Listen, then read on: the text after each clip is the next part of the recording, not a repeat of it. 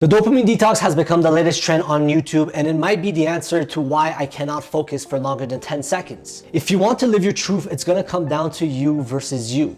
When nobody's watching, are you gonna be able to do the work necessary in order for you to fulfill your potential? Before we jump into the whole dopamine experiment, I am going to provide you the definition of dopamine that I'll be going with. Dopamine controls many functions, including behavior, emotion, and cognition. The chemical also communicates with the front part of your brain, which is associated with pleasure and reward. On the positive side, it helps motivate you to work toward achieving a reward. Now, hold on, I know exactly what you're thinking. This guy definitely doesn't have the education to speak about dopamine and the brain, but hear me out.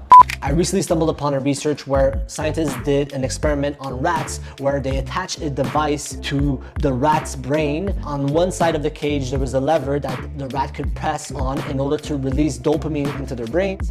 And on the other side of the cage, it was a lever that they could press in order to get food. Parts of the bottom of this rat cage were wired with electricity so that the rat would get electrocuted when it had to switch in between levers. What's crazy about this experiment is that the rat starved itself to death because it got addicted to the hits of dopamine that it would get when it would press that lever. Human addicts will pay just as high a price for their rewards.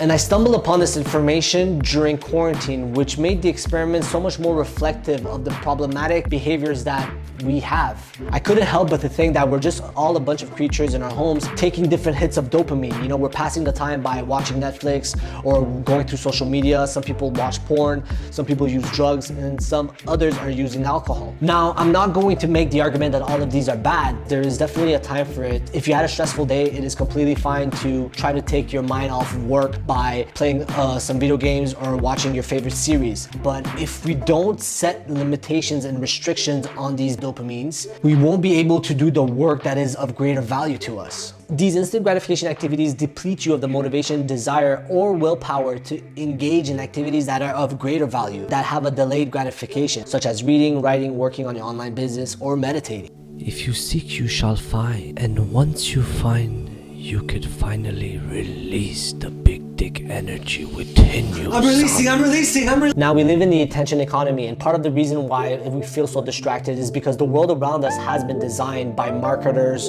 software developers, and engineers in order to capture your attention and hypnotize you. As a response to that, you have to be extremely mindful in order to design a life around you where you build limitations on distractions so that you could create the life you want for yourself. The people that are gonna get ahead are the people that are able to discipline themselves. The only thing really standing in between us and becoming a better version of us is our ability to do the work that's necessary, that's gonna move the needle forward in your career or your business, is gonna be the game changer. Now, I would unconsciously grab my phone, open Instagram, and start scrolling, and I came to realize that I wasn't in control of this app was in control of me. I just felt like it was wasting a lot of my time. So I had to ask myself the question, how much more would I get done without social media?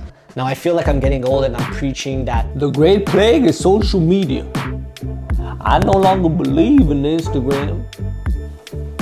I'm a changed man. 36 hours after I disabled my Instagram account, I suddenly got my attention span back and I was able to write up a business plan. I like the fact that I'm entertaining other things in my mind. I have mental space to maneuver and to do other things with my time because my phone is extremely boring now. I deleted my Snapchat, I disabled my Instagram, and I deleted my Facebook app, and I only use Messenger in order to keep connected with some family and friends. It really doesn't consume my time that much, so I didn't really have a problem with Messenger, so I left it on there. I'm also not saying that you'll never see me on social media again. You definitely will, but I like to look at it differently. The way I look at social media is the same way that artists or authors look at broadcasting platforms whenever they're done a body of work. Oftentimes the author is forgotten or unknown until they finish their book and they're ready to do a media run where they go to different broadcasting stations and they talk to the host about their latest body of work. And this whole time you wouldn't hear about this certain author because they were in isolation working on a project that is of value to them. And it's the same thing with artists. Some of my favorite artists like The Weeknd, you don't hear about them all year long until they finally have their album that surfaces, and then you see them do media, you see them do interviews in order to promote their work. But that's the same way that I want to use social media.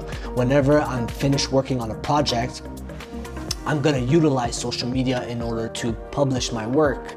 So all this to say, try to be mindful of the creature inside of you who just wants instant gratification. So the way I set up my week is that I try to set up a block of 8 to 5-ish where I keep my phone in my room and I stay away from social media and try to create work that is of value to me. Keep in mind that I'm sharing my experience and my distraction with social media, but for you it could be online shopping, it could be staying up late. There are plenty of distractions and bad dopamines that are preventing us from becoming a better versions of ourselves. After stumbling upon all this dopamine detox content and articles, I didn't want to do a complete dopamine detox, and a lot of scientists are saying that the idea is ridiculous because you can't actually do a dopamine detox.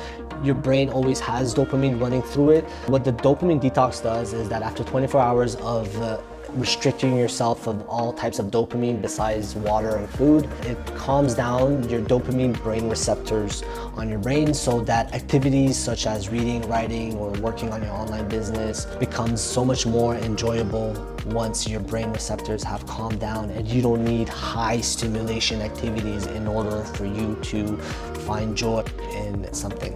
Now, I definitely don't want to put out the vibe that I'm creating this video as a sort of virtue signaling that I have somehow found a way to escape from the noise and this is how you do it. This is an ongoing battle that I have to tackle on a daily basis. I hope this video at least helped a little or give you some ideas to chew on. All I'm saying is look into it. And if you made it this far, I thank you so much for watching my video. If you like the video, smash the like button. If you love the video, subscribe. And to all the kings and queens listening to this video, live your truth and your time will come. That's it for me, folks. I'll see you in the next video. Peace, peace, peace, peace.